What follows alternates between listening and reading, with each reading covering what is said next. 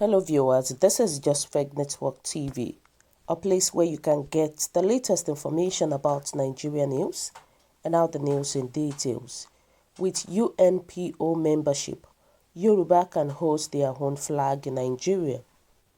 Unrepresented Nations and Peoples Organization UNPO, an international body in The Hague, Netherlands and Saudi, with helping unrepresented and marginalized nations of the world to make a case for independence before the United Nations (UN), recently admitted the Yoruba and Igbo nations into its fold as the 45th and 46th members respectively.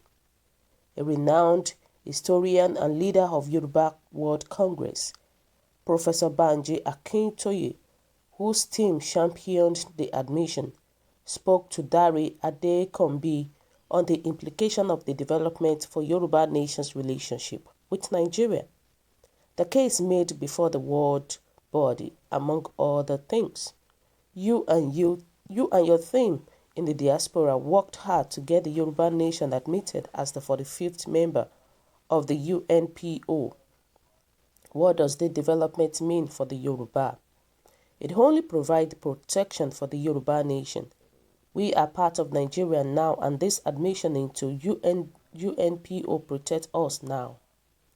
It means the things we have a right to do, but which we have not been too courageous to do, we can now do. For instance, we set up a Amotekun to defend ourselves in Yoruba land. The federal government was saying it was illegal.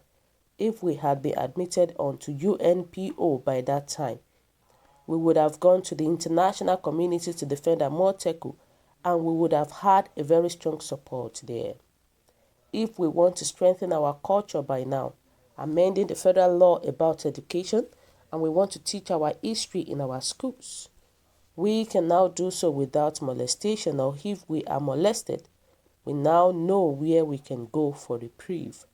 Ultimately, people who join UNPO are indigenous people in larger countries and who have concerns and fears about their nations and who need help for advocacy and support abroad, so that you have a body like UNPO, which is peopled by those who have the expertise and the image to take our case before the United Nations and to guide us on how to put our case together before the UN, the African Union, and so on, and get results for us. Our admission into UNPO goes so far. For instance, we live in a country where our progress has been impeded continuously since 1962. We can now really resist that and find an answer to that, and not continue to be part of Nigerians' retrogressions and declines.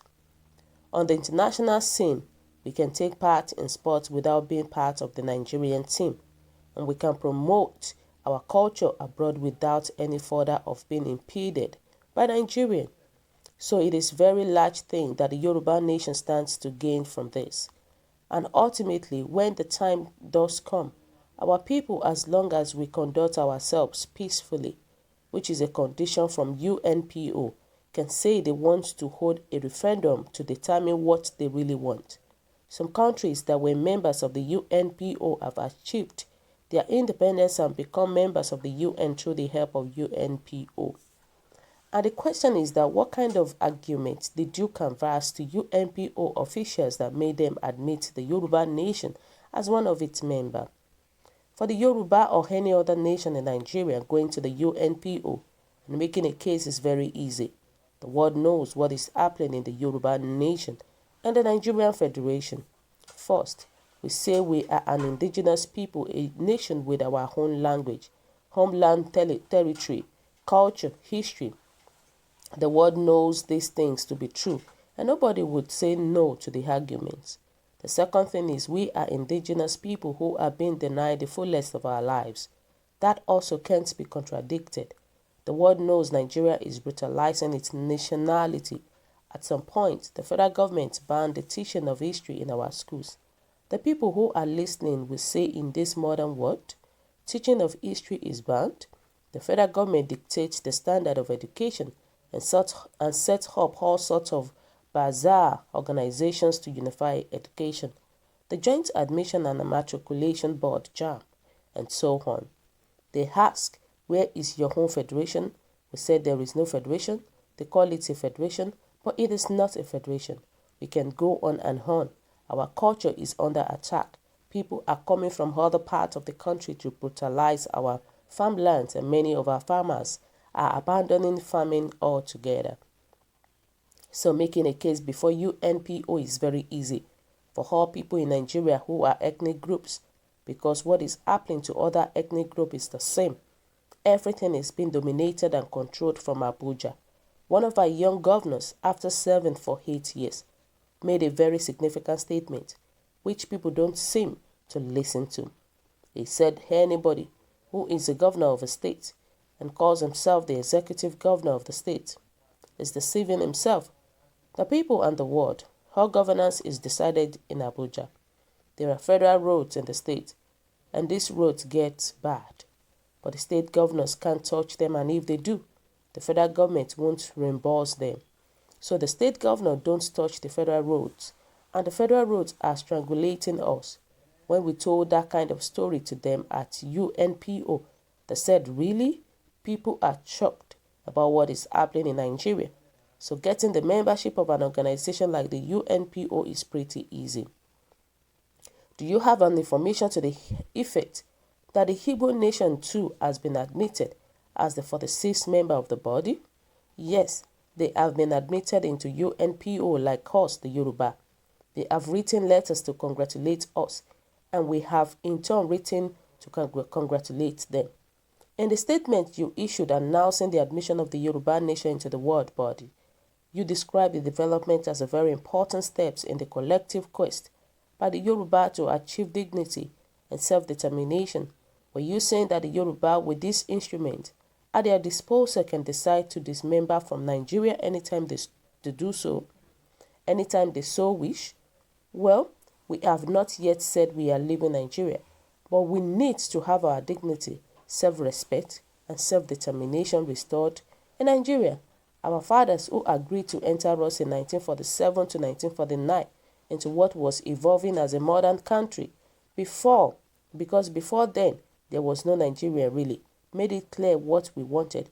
After the amalgamation, the British didn't know what to do with Nigeria, except that Nigeria was good for them to exploit.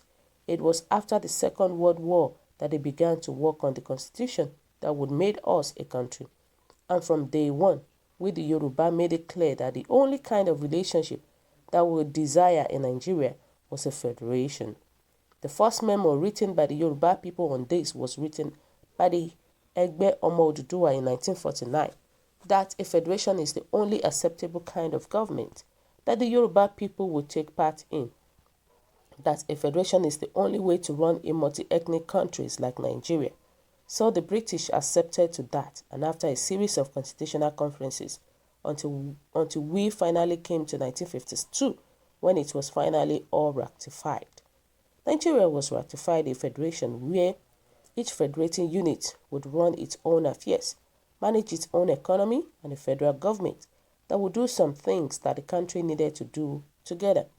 That was the constitution that our fathers agreed to and made it possible for our leaders, led by Chief Obafemi Awolowo, to record the massive achievements of the 1950 up to 1962, when the federal government then disrupted our regions and took over. Our father, Chief S.L. Akintola, made the mistake of surrendering the freedom of our region to the people controlling the federal government. Ever since, we have been going down as a Yoruba nation because the direction of Nigeria's growth has been downward, and we are going downward as well. Admitting the Yoruba nation is a means to end and achieve the end result. The buy-in of the political classes in the region is very key, and as presently constituted, more than 90% of the region is controlled by the party at the center. These politicians always try to be in the good book of the president and may not support anything that will give the president a sleepless night. Yes, you are right. But the Yoruba nation now has in its hand an instrument it can use to establish its independence within Nigeria. We have been begging Hausa Fulani, who are in control of federal power, to let us do restructuring. Well, We can now do something differently. For instance, with our membership of UNPO, it is now possible to set up a sort of indigenous people's government of our own that will represent us at the international level. We can now have our own flag and things like that without leaving Nigeria at all. On the questions of the political party, our politicians are operating in a system that has been made to keep Nigeria subjected to the federal authority. So they grew up under that system, and that is the only that they know. There is no ruler of any part of the country called Nigeria. That is the only, that is not afraid of the federal government, because the federal government gives them the money monthly and can twist their hands to make them do whatever it wants. We came up with the Amalteku initiative. The federal government said it was illegal for us to gather our young men to defend our land from the Fulani people who were ravaging our land. The federal government has the authority to stop anything that is good for us. They believe they have the authority to stop our governors from doing whatever they believe is good for us, but not good for their own people. Actually, when our governors are being sworn in, they don't swear to protect and defend their own people. They swear to protect the Constitution of Nigeria. The oath they swear is very antithetical to federalism. A governor is elected to protect his people.